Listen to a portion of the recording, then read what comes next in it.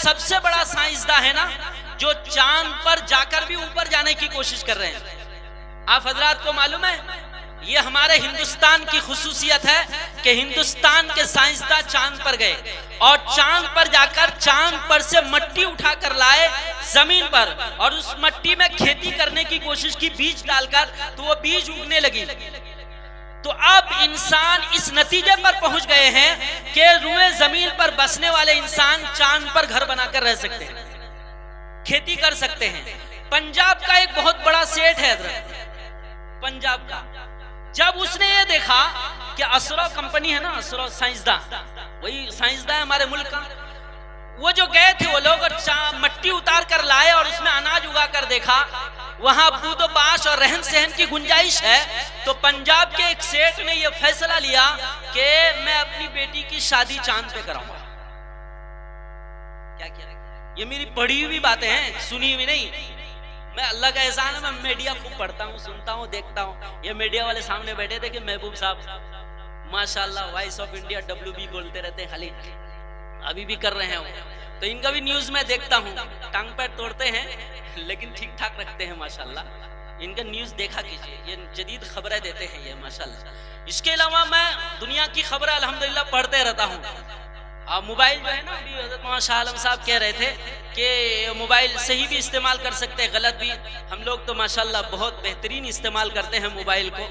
गलतियां हो जाए तो अल्लाह ताला कमी बेशी माफ करे, लेकिन मोबाइल बहुत बेहतरीन नियामत है, हम तो ये कहें बेहतरीन नियामत है मोबाइल। तो बहरहाल साइंसदानों ने इस बात की तहकीक की है रुए जमीन पर इंसानों के दिमाग की। तो जो सबसे बड़ा साइंसदान है ना कायनात का, जब उसका इंतकाल हुआ तो उसके दिमाग, उसका भेजा निकालकर उसकी तहकीक की कि उसका भेजा कितना इस्तेमाल हुआ है कायनात में। चूंकि वो चांद पर जा चुका है, उससे ऊपर भी जाने की कोशिश की है, तो कितना दिमाग होगा उसके पास। तो उसके दिमाग का जो रिसर्च किया गया ना, तो पता चला सिर्फ 1/3 इस्तेमाल हुआ है। 1/3 किसको कहते हैं? 33%। यानी 100 को 3 जगह तकसीम कीजिए तो 33% कुछ पॉइंट ऊपर है। सिर्फ 33% दिमाग इस्तेमाल हुआ है, यानी 3 हिस्सों में से 1 हिस्सा दिमाग इस्तेमाल हुआ है, 2 हिस्से उसके दिमाग बाकी हैं। और कायनात में आसमान जमीन की खाक छान कर वो इस दुनिया से चले गए। समझ रहे बात को? आसमान जमीन की खाक छाने तो 1/3 उसका दिमाग इस्तेमाल हुआ है। अब उसने अंदाजा लगाया कि 23 साला दौरे नबूवत में मोहम्मद सल्लल्लाहु अलैहि वसल्लम ने पूरी दुनिया में इस्लाम को जो फैलाया है, तो इससे अंदाजा होता है उनकी मेहनत से कि मोहम्मद सल्लल्लाहु अलैहि वसल्लम का जब इंतकाल हुआ है ना, तो उसका दिमाग उनका मुकम्मल इस्तेमाल हुआ है। मुकम्मल इस्तेमाल हुआ है हमारे नबी सल्लल्लाहु अलैहि वसल्लम का दिमाग। तब जाकर आप सल्लल्लाहु अलैहि वसल्लम ने तख्ते शाही पर बैठकर हुकूमत चलाने वाले से लेकर के गलियों में थैला और कटोरा लेकर भीख मांगने वाले तक के उसूल बयान कर दिए। यही वजह है आप सल्लल्लाहु अलैहि वसल्लम के जमाने में जहाज नहीं था, लेकिन कुरान में जहाज की खबर है।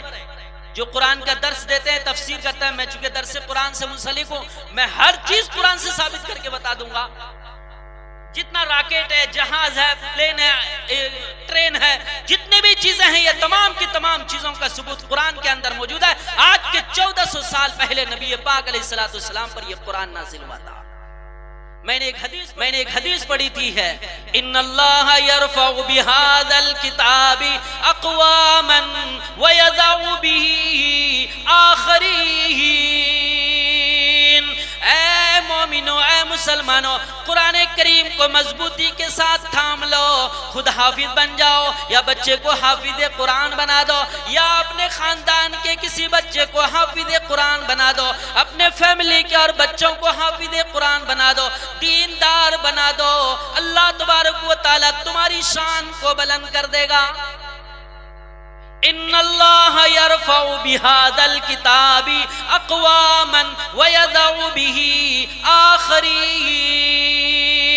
इसी कुरान करीम के जरिए से अल्लाह तबारक व तआला मकाम बुलंद करेगा।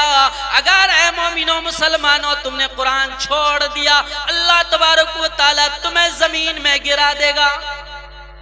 और यही हो रहा है। अल्लामा इकबाल एक शेर कहकर गए हैं, वो जमाने में मुअज़्ज़ज़ थे मुसलमान होकर और हम खार हुए तारीक कुरान होकर। खार ये फारसी का लफ्ज है, खार में न जलील, तारीक ये अरबी का लफ्ज है, तारीक में न छोड़ना, और हम खार हुए तारीक कुरान होकर।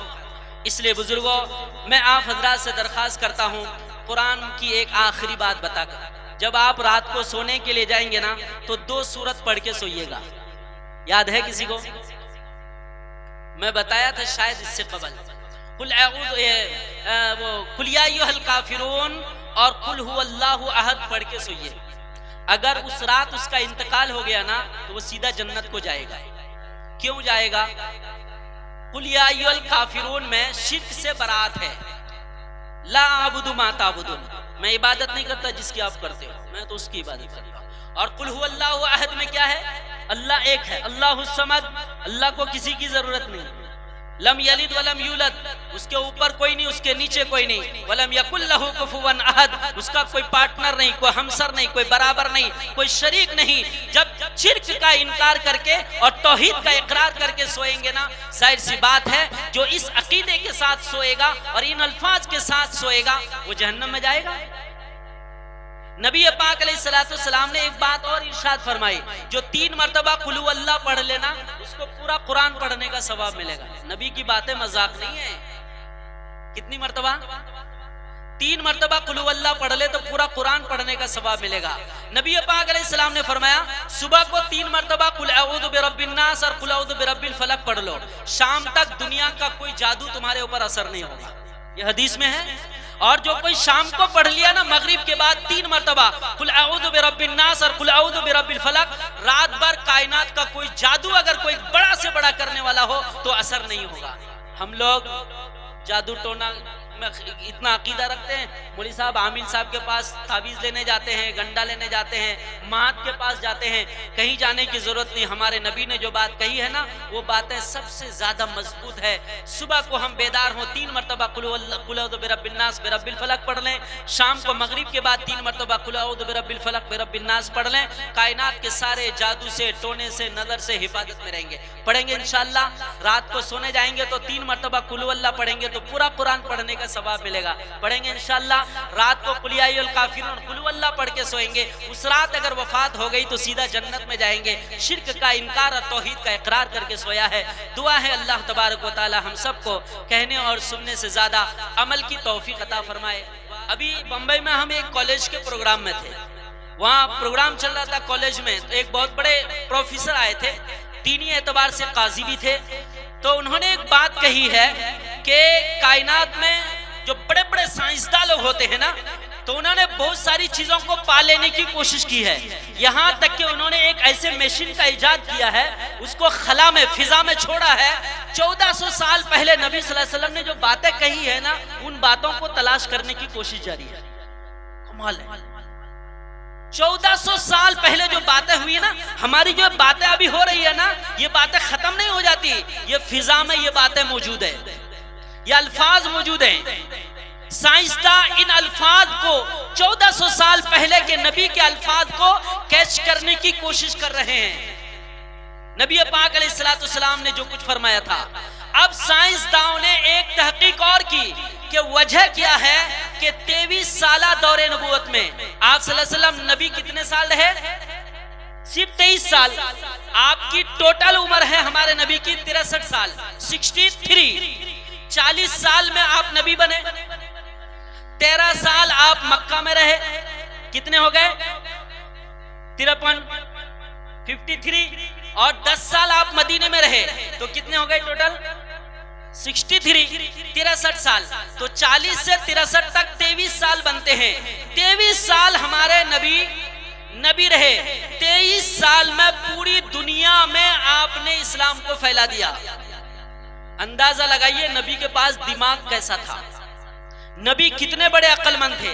अगली बात सुनिए बुजुर्गों, तो वो जो हम कॉलेज के प्रोग्राम में थे, वहां प्रोफेसर ने एक बात कही कि साइंसदानों ने इस बात की तहकीक कर ली है कि सिर्फ 23 साल में पूरी दुनिया में एक इस्लाम को फैला देना, चप्पे चप्पे में इस्लाम को फैला देना, घर घर और दरवाजे तक इस्लाम को फैला देना, ये नबी पाक अलैहिस्सलाम के दिमाग की बात है। तो चलो तो उनके दिमाग को परखते हैं, तो इंसान के दिमागों को परखने लगे। तो कायनात का जो सबसे बड़ा साइंसदान है ना, जो चांद पर जाकर भी ऊपर जाने की कोशिश कर रहे हैं,